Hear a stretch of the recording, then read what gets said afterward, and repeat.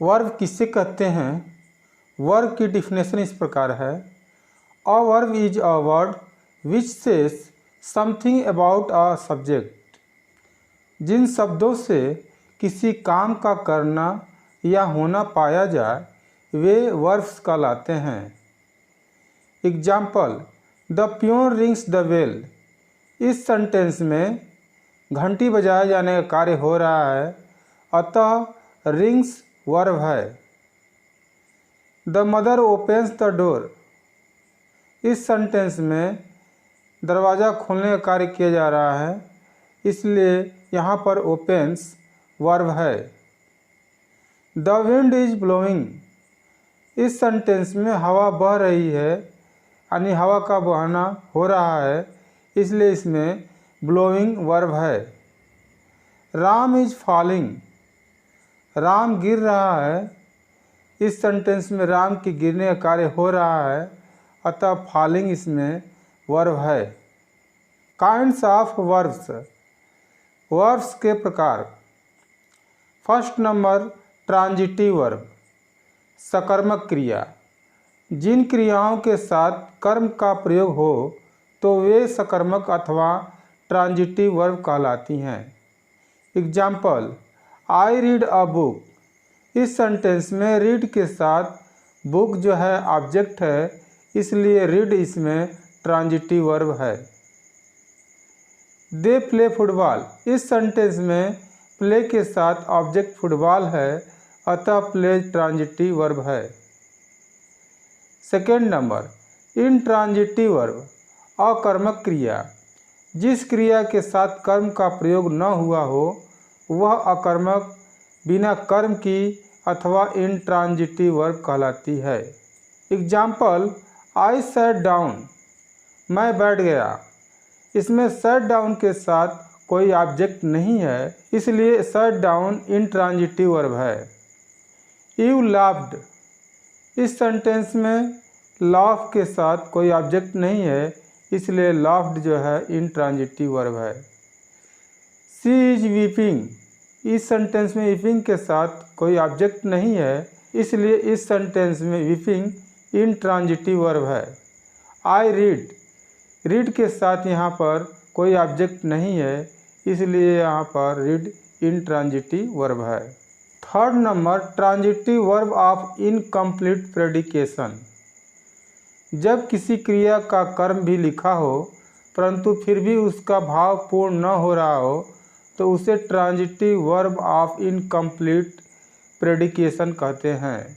Example, the boys made Mohan monitor, they choose him there leader. यहाँ made और choose शब्द के ऑब्जेक्ट मोहन तथा हिम रखे हुए हैं, फिर भी उसका अर्थ पूर्ण नहीं होगा। यदि मॉनिटर तथा लीडर शब्द न हो तो वाक्य निरर्थक और कुरूप लगेंगे, अतः ये दोनों शब्द कॉम्प्लीमेंट पूरक हुए और वे क्रियाएं transitive verb of incomplete predication कहलाएंगी।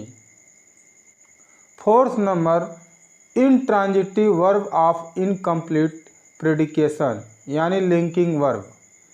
जब कोई क्रिया अकर्मक हो किंतु उसका भाव पूर्ण न हो रहा हो, उसे अपने भाव को पूर्ण करने के लिए किसी पूरक यानी कम्प्लीमेंट की आवश्यकता हो तो ऐसी क्रियाओं को इनट्रांजिटिव वर्ब ऑफ इनकम्प्लीट प्रेडिकेशन या लिंकिंग वर्ब कहते हैं।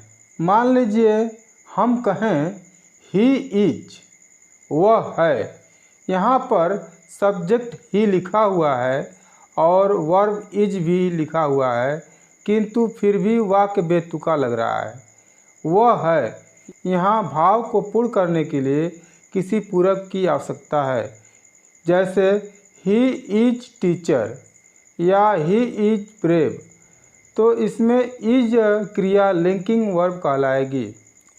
एग्जाम्पल, एम और वाज वर बी तथा बी के अन्य रूप जैसे इज बीइंग, वाज बीइंग, है बीइंग, हैड बीन आदि। Example, he was a teacher, they were players.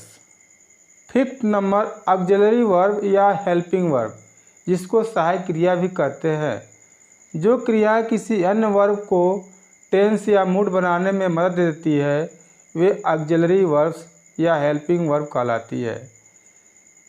Example, he will go, I am reading, the boy has read his book, you may कम।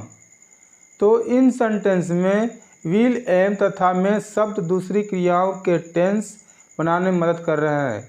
इन्हीं की मदद से पहला वाक्य फ्यूचर इंडेफिनिट, दूसरा present continuous, तीसरा प्रेजेंट परफेक्ट और चौथा मूड वृत्ति सूचक बना है।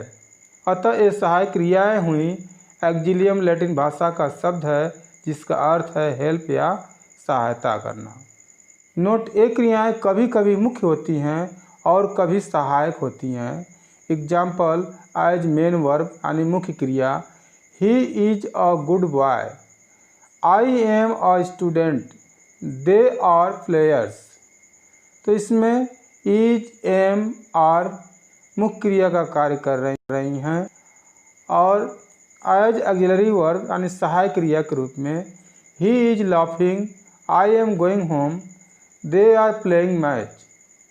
तो इन सेंटेंस में is, am, are auxiliary verb यानी सहायक क्रिया काम कर रही हैं।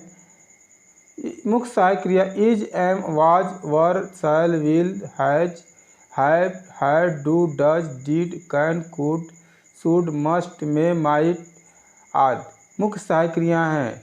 ये क्रियाएं सहायक क्रिया तभी होगी जब किसी दूसरी मुख्य क्रिया की सहायता कर रही हों और स्वयं मुख्य क्रियाओं के रूप में प्रयुक्त न हुई हों।